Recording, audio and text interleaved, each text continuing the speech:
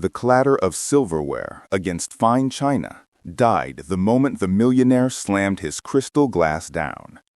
"Talk to my deaf son, then," he snarled, a challenge that threatened to steal not just her job, but the last remnants of her dignity. The El Mirador del Valle was a cage gilded in gold. For Carolina Mendez, every shift was a tightrope walk over an abyss of debt. She moved through the main dining room, navigating between tables with the quiet precision of someone who had learned to be invisible.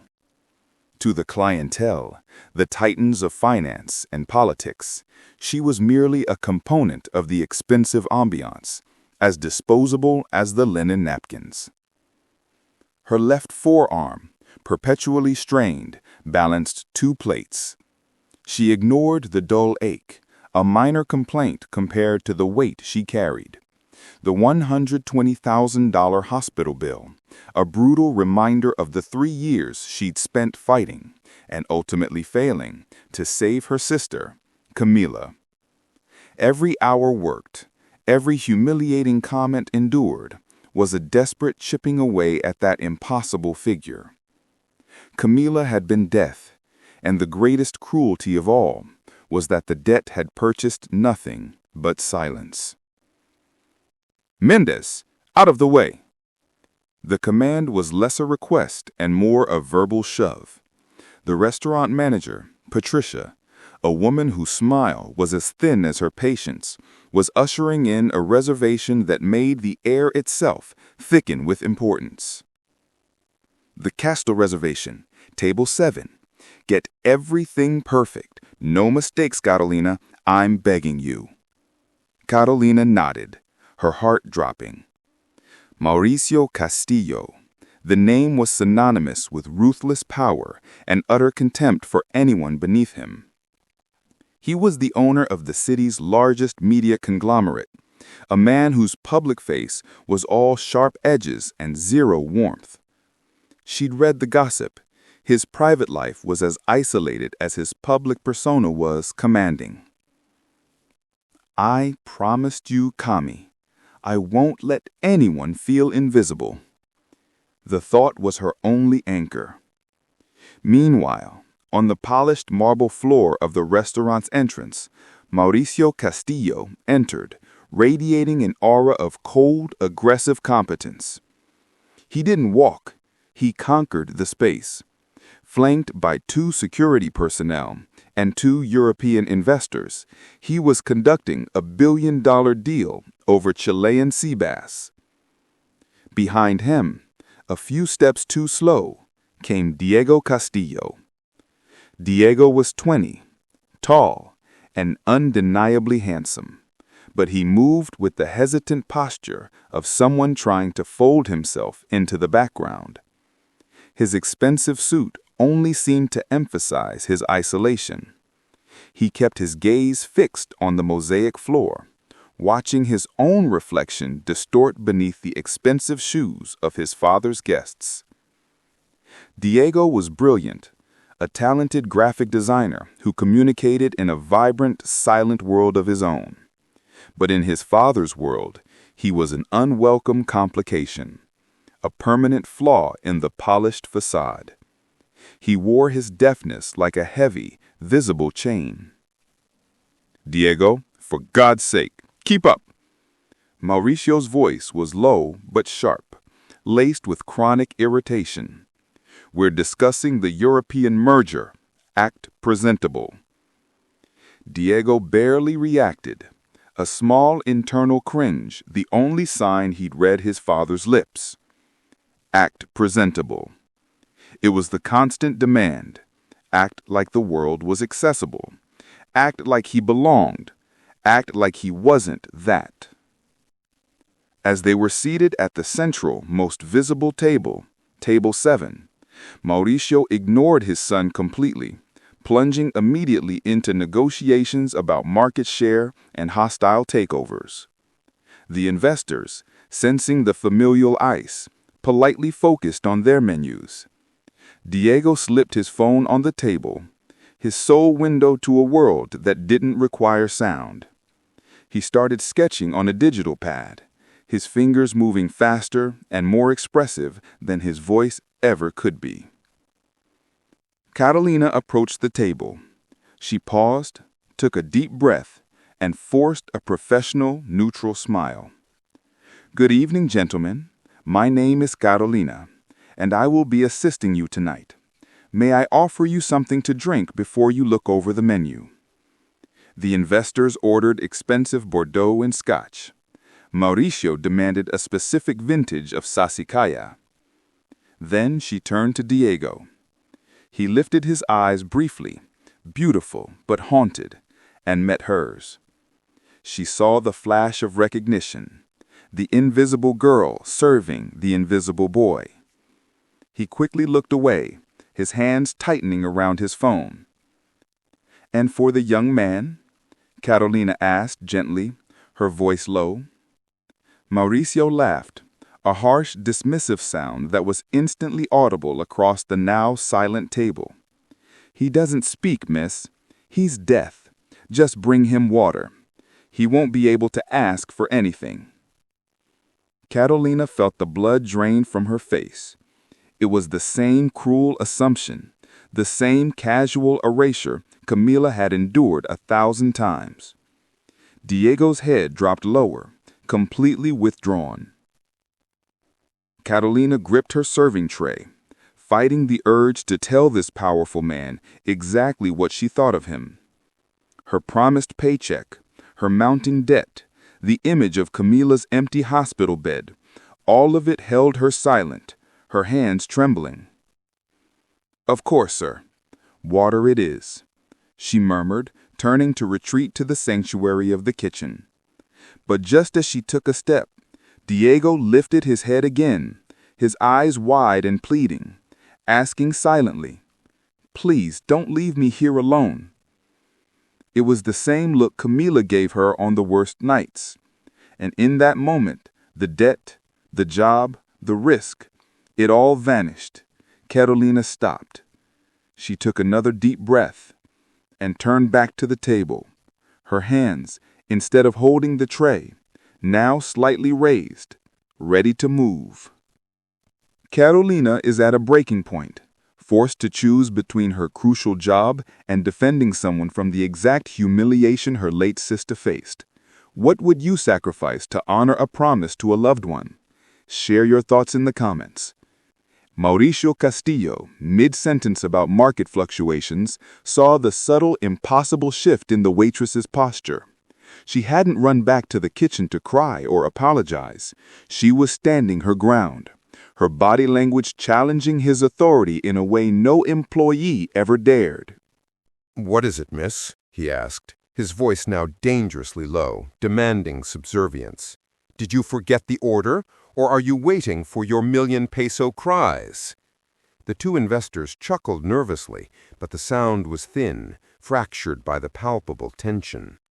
Catalina didn't look at him. She looked at Diego. The young man was still hunched, a picture of learned helplessness.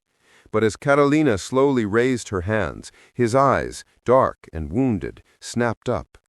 She started signing, her movements fluid, practiced, and deeply gentle. I'm sorry for the way he spoke. It was not right. The movement of her hands was the only sound in the room. The elegant silence of the expensive restaurant shattered. Diego's eyes widened, filling instantly with raw, overwhelming surprise. His own hands, which had been clenched, slowly relaxed. Mauricio's face, sculpted by years of control, twisted in utter disbelief. He leaned forward, his mouth half open. "What in God's name are you doing?" he hissed, barely moving his lips. Catalina ignored him. She continued signing, her gaze locked on Diego, offering him a human connection he clearly hadn't experienced in years. "My name is Carolina. What would you like to eat tonight? You don't have to get just water. What sounds good?" Diego's hands trembled, but they responded, clumsy at first, then gaining a desperate speed. His first sign was less about food than about the shock of being seen. You sign? How? Why?" Carolina offered a small, sad smile, a gesture meant only for him. Because I had a sister, Camila. She was deaf like you. I learned for her. Now, tell me what you really want. Diego paused, absorbing the immense weight of that confession. A total stranger sharing a piece of deep trauma just to offer him a choice. He looked directly at his father, a slow, dawning comprehension replacing the fear in his eyes. He realized the power had shifted. He signed his order clearly. Grilled salmon, steamed vegetables, and fresh orange juice, please. Carolina turned back to Mauricio, her posture calm and professional, but her eyes held a steel that challenged his soul. He would like the grilled salmon, medium well, with steamed seasonal vegetables, and a fresh orange juice, not bottled. Thank you, sir. Mauricio remained frozen, his glass half raised. The investors were silent, witnessing a private drama played out in public, the cruelty of their host exposed by the unexpected competence of an invisible servant. This is some kind of trick, Mauricio finally spat out, his voice hoarse. He couldn't understand how a common waitress knew the silent language he himself had abandoned. It is not a trick, Mr. Castillo. It is communication, something that should not require 1,000,000 pesos to happen. She took a step back, the victory not belonging to her, but to Diego, who was now sitting up straight, a fragile spark of hope animating his face. The silence that followed was not the respectful hush of an expensive restaurant. It was the stunned, crushing silence of judgment. Every eye in the dining room was on Mauricio Castillo, the man who had mocked the one person capable of truly talking to his son. She turned to walk away, but she paused, looking back at Diego one last time. She saw him sign a single, hesitant, beautiful word to her. "Thank you." She nodded, fighting back the powerful, cleansing wave of tears. She had honored Camila.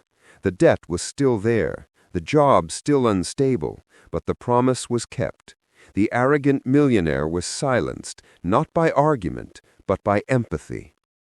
As Carolina disappeared into the service corridor, the air around table 7 felt volatile.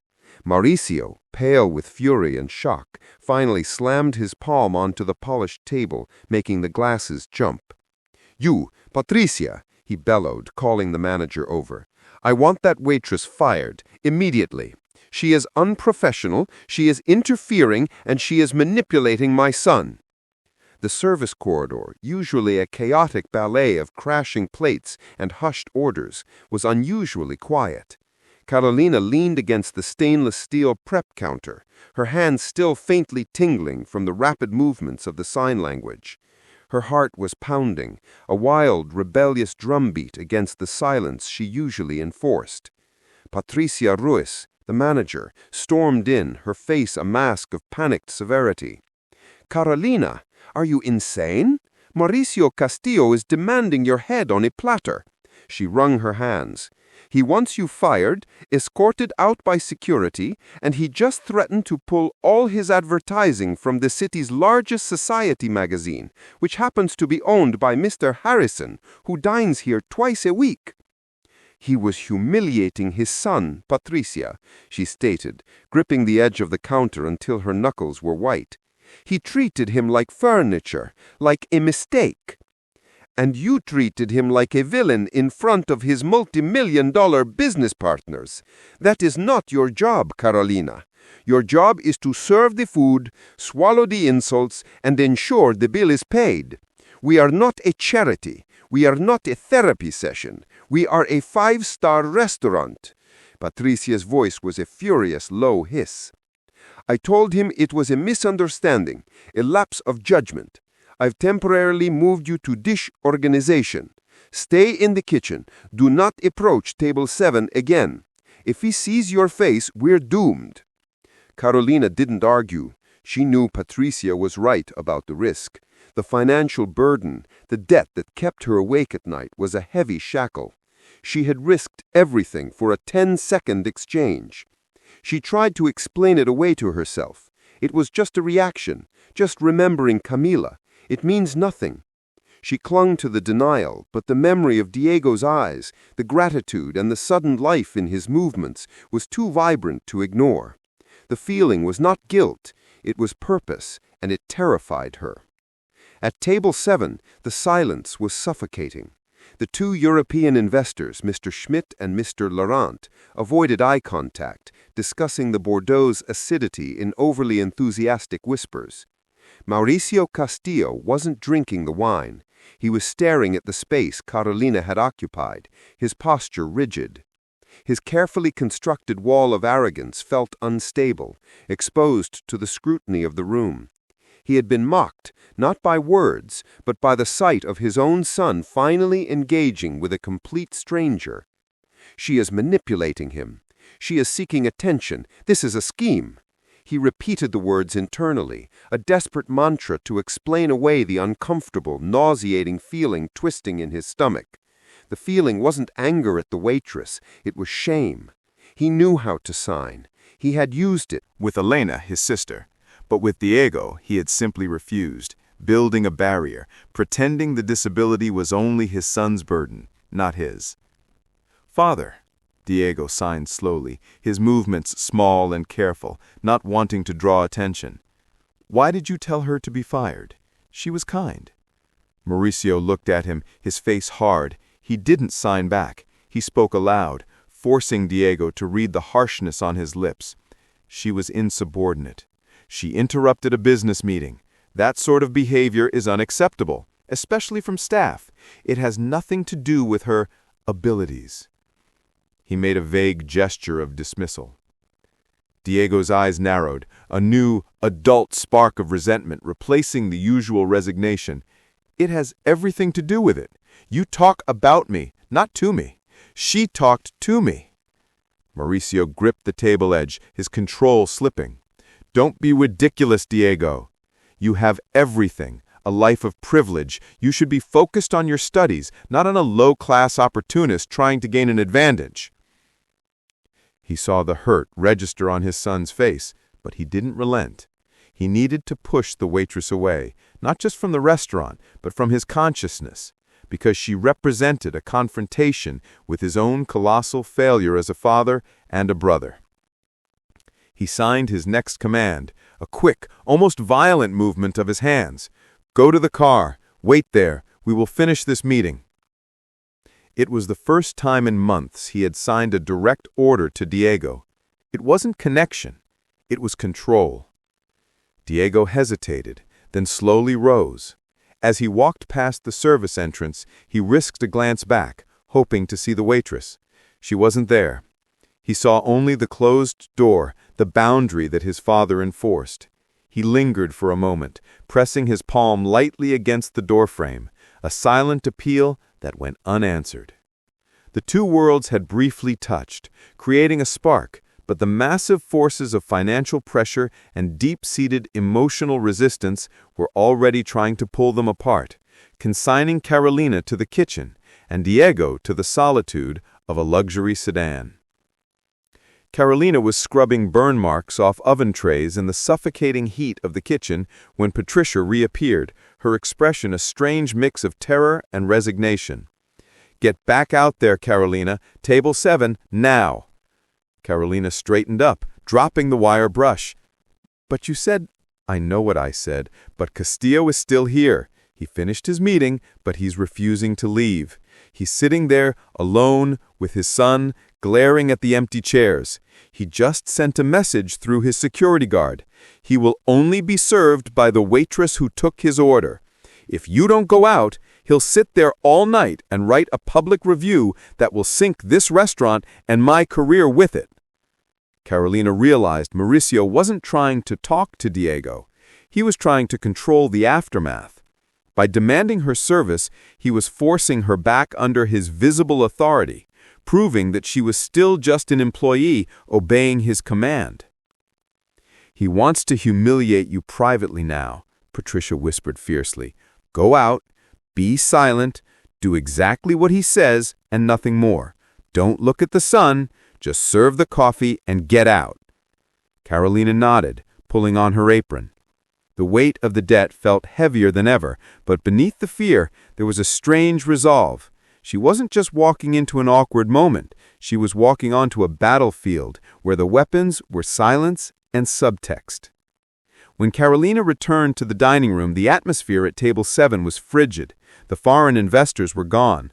Mauricio Castillo was sitting alone on one side of the vast white tablecloth, sipping his expensive wine, looking like a man daring the world to challenge his misery. Across from him, Diego was sketching intensely on his digital pad, his attention fixed on the screen, a visible wall of self-protection. Carolina approached, setting down a fresh wine glass and a new carafe of water. She didn't speak, didn't smile, and kept her eyes focused on the geometry of the table setting. "You're slow, Miss Mendez," Mauricio remarked, his voice smooth and lethally quiet. "My apologies, sir. I was attending to my duties in the service area." "Your duties, yes. Let's keep to those." He watched her, scrutinizing every movement. He was waiting for her to stumble, to betray the emotional turmoil she must be hiding. Carolina poured his wine. As she moved around the table to replace Diego's water, she paused behind the young man. She saw his drawing. It wasn't a corporate logo or a landscape. It was a portrait of her hands from the moment she had started signing, sketched with furious detail. The lines were sharp, the emotion raw. Diego glanced up at her briefly, his eyes silently pleading, "Look what you started." Carolina made no sign, no gesture, but as she placed the carafe down, her sleeve brushed lightly against the back of Diego's chair. It was a minimal, accidental contact, but in the hostile silence, it felt like an electric current, a confirmation of solidarity. Mauricio missed the exchange. He was too focused on his control. "I need more bread." "Immediately, sir." When Carolina returned with the bread basket, she also brought a small, pristine sheet of parchment paper and a pen, placing it quietly next to Diego's plate, far out of Mauricio's line of sight. It was a simple, subtle act of acknowledging his difficulty, a way to order without speaking. As she moved away, Diego looked down at the paper, then back up at her retreating figure. He understood. It was a silent invitation to communicate on his terms. Mauricio, still dissecting the wine list, was unaware of the quiet rebellion unfolding at his table. Diego picked up the pen, and instead of writing an order, he drew a small, intricate symbol on the paper, an image of a single winged hand, the symbol of his digital design portfolio. It was a sign of trust, a piece of himself he was offering her. He then subtly pushed the paper towards the edge of the table, hoping she would see it when she next approached. Carolina kept her distance, serving other tables, but her attention remained tethered to table 7. She caught the quick, decisive movement of Diego pushing the paper. It took 15 excruciating minutes before Mauricio ordered her back. "The check, and bring a fresh bottle of sparkling water for my son. He has a flight tomorrow." As Carolina came to clear a few small dishes and retrieve the drawing, Mauricio suddenly leaned forward, trapping the parchment paper with his elbow. "You seem quite attentive to my son's needs, Miss Mendez," Mauricio observed, his eyes cold and evaluating. "Why is that? Do you pity him? Is that your angle?" Carolina met his gaze, refusing to lower her head this time. "I don't pity him, sir. I respect him. Everyone deserves to be asked what they want, not to be told." Mauricio held her gaze, testing her strength. He had expected shame, maybe tears. He saw only exhaustion and unyielding dignity. He was intrigued, despite himself, by this resilience. "Dignity, you say? An expensive commodity in this world, Miss Mendez. One you clearly can't afford." He finally lifted his elbow. "Now, the check." He watched as Carolina smoothly picked up the paper, her fingers brushing the hand drawing for a fraction of a second. She didn't look at it, but she registered the complexity of the winged symbol. It wasn't a sketch of her hands. It was a message, a request for connection outside the confines of the Mirador del Valle. Carolina retreated to the utility closet, retrieving fresh napkins. She had finally allowed herself a moment of privacy to look at the drawing Diego had made. The winged hand was intricate, a symbol that spoke of longing and the desire to reach out. As she folded the paper carefully, something small and silver slipped from her apron pocket and clinked onto the concrete floor. It was her necklace, a thin silver chain holding a tiny, custom-made pendant, two stylized hands connected in the sign for I love you. Camila had given it to her on her last birthday. She had worn it every day since Camila's death, often tucking it into her uniform to keep it hidden, but its weight was a constant comfort and reminder. She quickly retrieved it, the metal cool against her palm, and secured it around her neck before heading back out. Meanwhile, Mauricio was pacing restlessly near table 7, waiting for the check to be processed. He was trying to rationalize the intense, unsettling feeling Carolina had evoked. He should have just fired her. His fury had dissolved into a confusing mix of guilt and reluctant curiosity. Why did she risk everything? Diego was still sitting, sketching, but his eyes were tracking his father's movements, a new tension in his shoulders that wasn't fear, but defiance. Carolina approached the table to deliver the leather-bound check folio. As she leaned in to place it on the table, the small silver pendant momentarily slipped out from beneath her collar, catching the sharp overhead light. It was only visible for a second before she quickly tucked it back in, but it was enough. Mauricio froze. His eyes, usually scanning for threats and opportunities, were suddenly locked onto the precise spot where the pendant had vanished. "Wait," he commanded, his voice devoid of its usual arrogance, replaced with a strained urgency. "The necklace. Show me that necklace." Carolina hesitated, instinctively clutching the chain beneath her uniform. "Sir, it's personal. It's not part of the uniform." "Show me," Mauricio insisted, his voice rising, drawing the attention of Patricia, who immediately started approaching the table with a panicked expression. Knowing that arguing would only escalate the scene, Carolina reluctantly pulled the chain out, revealing the small silver pendant of the two intertwined hands. Mauricio stared at it. His expression crumbled. The harsh, powerful mask dissolved into raw, agonizing memory. Mauricio was yanked back 25 years, standing in a sterile, silent hallway outside a clinic. He was a young man, already driven and ambitious, but terrified. "She wouldn't eat, doctor. She just sits in the corner, signing that she's sorry."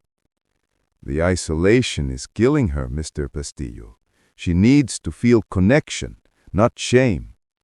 That little sign she gave you, the I love you hands, that was her way of asking you to stay." Mauricio could see his sister, Elena, lying pale and thin, only 16, clutching a piece of jewelry in her hand. It wasn't the exact same pendant, but it was a crude, homemade charm, carved from wood, fashioned into the same shape of the signed I love you.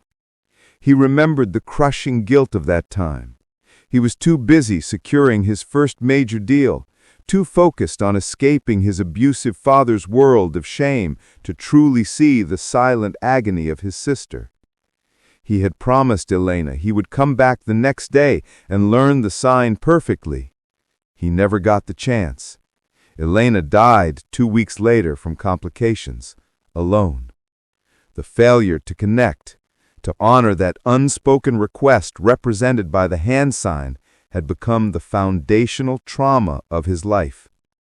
He had spent 20 years building walls of wealth to insulate himself from that pain, walls that extended to his own son. He blinked, returned to the noisy, present reality of the restaurant. His hands were shaking. He finally understood the source of the waitress's quiet strength. Who gave you that? He whispered, barely audible. My sister, Camila. She was deaf. She died 3 years ago, meningitis. How old? She was 16. The parallels were excruciating. The deaf sister, the age, the devastating loss. You learned to sign. For her? Mauricio asked, with his voice thick with emotion he couldn't control. Yes, Carolina simply said. She felt invisible all the time. I promised her that no matter what, I would never let anyone else feel that way if I could help. She looked directly at Diego, who was watching the scene, reading every word on his father's face and understanding that the drama was no longer about a debt or a job, but about history. Mauricio saw the connection, the deep, protective, self-sacrificing love Carolina felt for Camila, the love he had failed to show Elena and was now actively withholding from Diego. He felt the rigid structure of his life and his arrogance begin to crack under the weight of this shared grief. The humiliation he had tried to inflict on Carolina had only succeeded in revealing his own deepest wound. I see, Mauricio managed to say, pushing the check folio away. The money, the power, the business deal, it all felt meaningless now. Please, sit down, Miss Mendez. Both of you. We are not finished. It wasn't a command this time.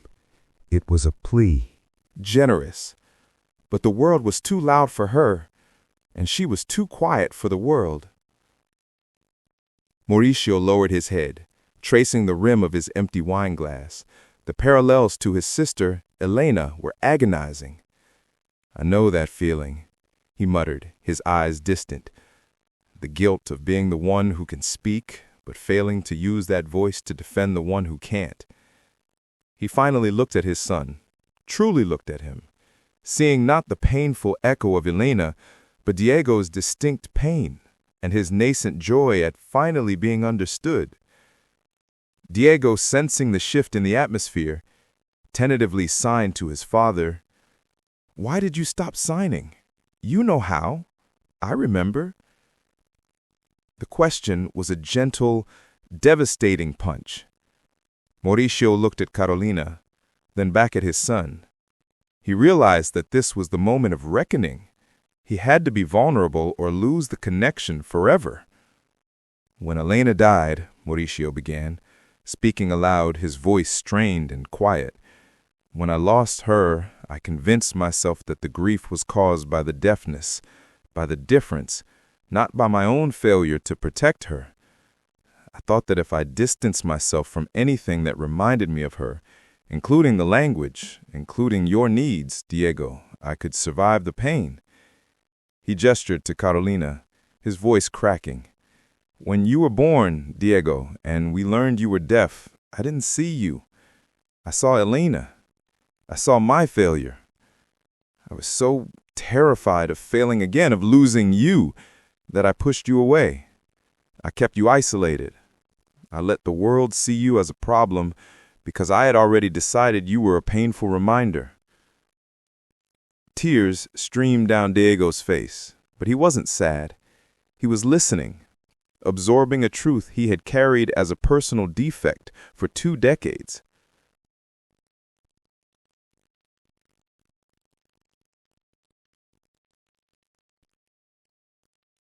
Carolina, witnessing the raw, agonizing confession, reached out and gently placed her hand on Diego's arm, a stabilizing anchor. Diego signed his reply, slow and deliberate. I thought I was the problem. I thought I wasn't good enough. You were always more than enough. I was the one who was insufficient. A profound, fragile sense of peace settled over the table. The conversation had shifted from conflict to shared grief, transforming the expensive restaurant into a sacred space of emotional healing. My sister, Camila, she asked me to promise her something on her last night. She made me promise I wouldn't let others feel invisible, like she often felt. That's why I signed to you, Diego. I couldn't let that moment pass. Mauricio pulled out his wallet, not to pay the bill, but to retrieve a photograph tucked into a side pocket. It was faded, showing a smiling teenage girl with a homemade wooden pendant around her neck, Elena. He pushed it across the table to Carolina. She told me the same thing, Mauricio confessed, looking at the image of his long-lost sister. She told me not to be so angry at the world. I failed her. I failed you, Diego. He looked at Carolina, his pride completely gone. What you did tonight, you honored my sister's memory for me. You kept a promise I ran away from for 2 decades. He pulled out his phone. Give me your bank account details, Carolina. I am not giving you 1,000,000 pesos, but I am giving you enough to clear that hospital debt and enough to live comfortably for a year.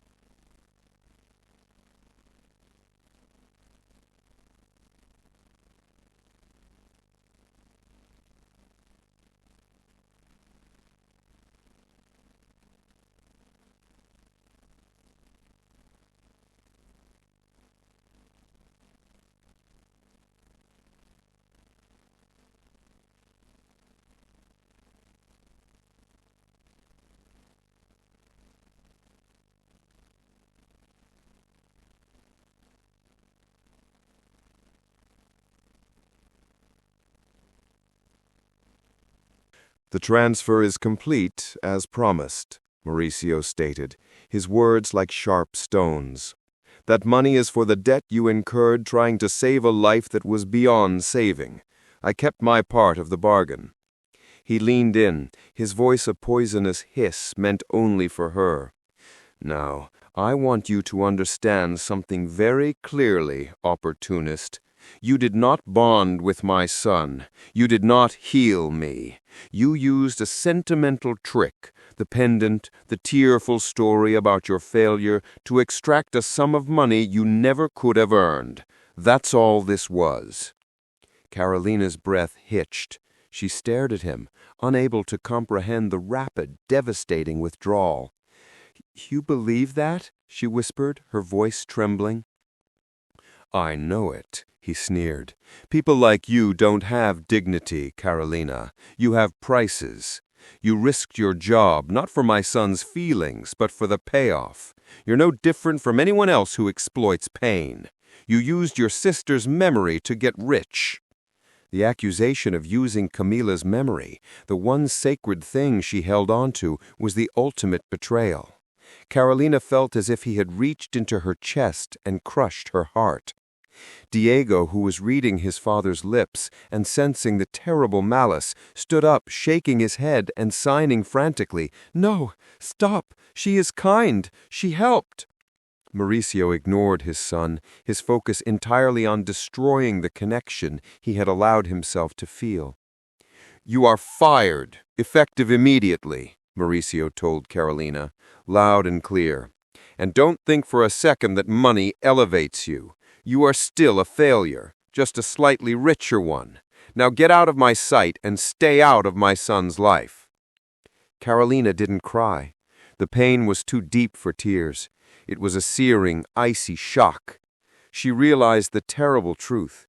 Mauricio Castillo wasn't arrogant. He was simply incapable of accepting vulnerability and love. He had paid off the financial debt, but he had brutally reinstated the emotional isolation that defined his existence. She looked at Diego, whose face was a mask of despair, begging her to stay.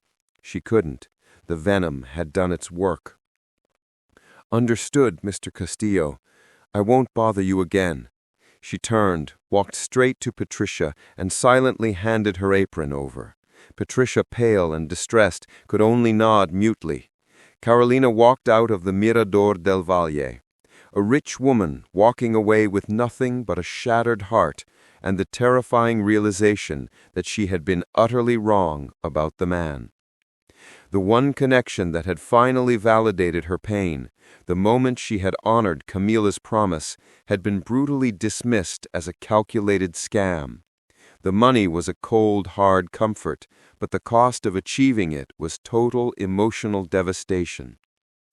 The next morning, Carolina was in her small, sparsely furnished apartment, the blinds drawn against the glaring sunlight. She wasn't at the restaurant. For the first time in 3 years, she didn't have to be anywhere.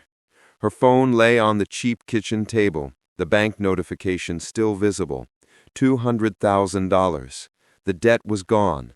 The calls from loan sharks would stop. The fear was lifted. She was free. But the freedom felt cold and utterly empty. She traced the outline of Camila's silver pendant beneath her shirt. The money had done its job. It had bought her emancipation from financial ruin. But Mauricio's final savage accusation that she had used her sister's pain for profit had stripped away her purpose. "You used your sister's memory to get rich." The words were a hammer blow against the promise she had made. Was he right? Had she sacrificed her dignity and the meaning of her actions for a paycheck? She had meant to save Diego and even Mauricio, but she walked away with her wallet full and her heart questioning its own motives. She had a choice. She could accept the money, find a new quiet job, and retreat into the safety of her solitude, or she could uphold the promise to Camila, which meant more than money. It meant refusing to let Diego, or even Mauricio, remain in that terrifying self-inflicted isolation.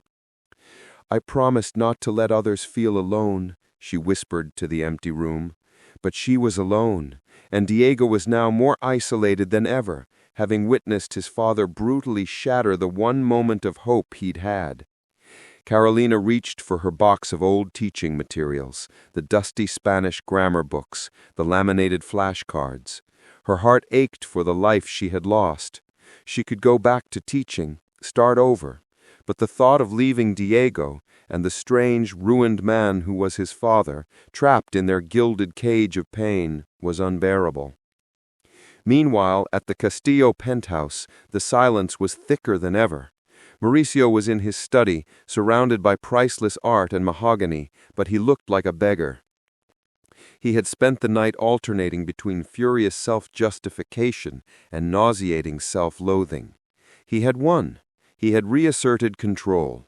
The waitress was gone, the threat of vulnerability eliminated. Yet his son was gone too. Diego had locked himself in his room and refused to communicate, even through notes or his phone. Mauricio sat down at his massive desk. He picked up the small, faded photograph of Elena. He hadn't looked at it this closely in years. He saw the "I love you" sign around her neck, and he heard Carolina's voice echoing Simon Vance's, but with a different message. "People like you don't have dignity, Carolina. You have prices." He hadn't been talking about Carolina. He had been talking about himself. He was the one who had monetized pain, who had paid off a person just to avoid emotional commitment. He had paid $200,000 to buy silence, just as he had spent his entire adult life buying power to drown out the memory of his failure with Elena. He realized the true meaning of his rage. He couldn't stand that Carolina, the waitress, possessed the integrity and courage that he, the millionaire, had long since sold off. He was envious of her ability to love and grieve openly. He had a choice. He could let his pride cement the wall between himself and his son, living out his remaining years in isolation, or he could confront the terrible, fundamental truth. The only way to save Diego was to admit his failure to Elena and to himself. Mauricio stood up and walked to Diego's door. He knocked once, but there was no reply. He pulled out his phone and with trembling fingers typed out a message. It wasn't to a bank or a lawyer. It was to Carolina. He deleted it. He couldn't face her rejection after what he had said. Instead, he pulled out his old sign language reference book, the one he had kept hidden since Elena died, and walked back to his desk. He opened it, finding the difficult, complex signs for concepts like regret, shame, and forgiveness. He knew he couldn't speak the words, but he had to sign them, not to Carolina, but to the person he was most terrified of losing. He walked back to Diego's door and slid a note beneath it, handwritten, not typed. "I need to tell you something. Please, open the door. I won't speak. I will only sign." He waited. Minutes stretched into an eternity. Finally, slowly, the lock on Diego's door clicked open. Mauricio stepped inside. He saw the cold anger in his son's eyes, the deep-seated mistrust. He saw the pain he had inflicted. He stood there, silent and defenseless, and began to move his hands. The signs rusty, but full of overwhelming, agonizing truth. "I am sorry. I was wrong. I was not talking about her. I was talking about me. I failed Elena. I failed you." The emotional dam had broken. The truth was out. But the question remained, would this raw vulnerability be enough to pull Diego, and by extension Carolina, back from the brink of total isolation? 2 days later, Carolina sat in her apartment, surrounded by packed boxes.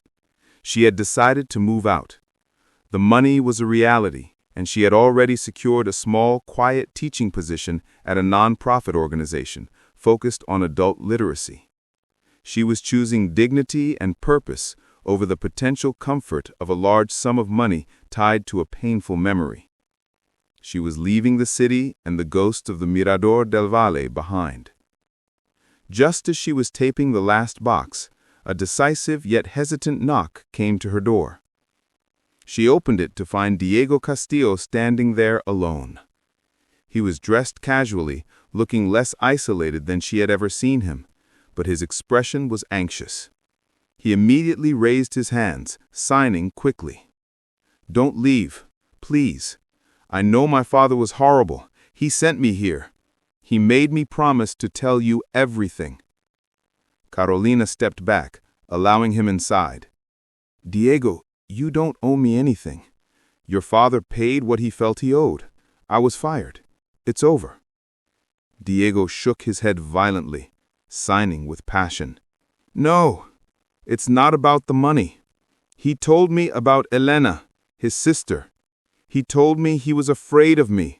He was afraid of loving me because he failed her. He is broken, Carolina, and you were the only one who saw him." Before Carolina could process the depth of this confession, a second figure appeared in the doorway. Mauricio Castillo. He wasn't in a suit. He wore simple trousers and a sweater, looking like a tired, middle-aged man, stripped of his armor. He looked at Carolina, then down at his hands, finding the complex, difficult sign for regret. "I came to beg for your forgiveness, Carolina," his movements slow and agonizingly honest.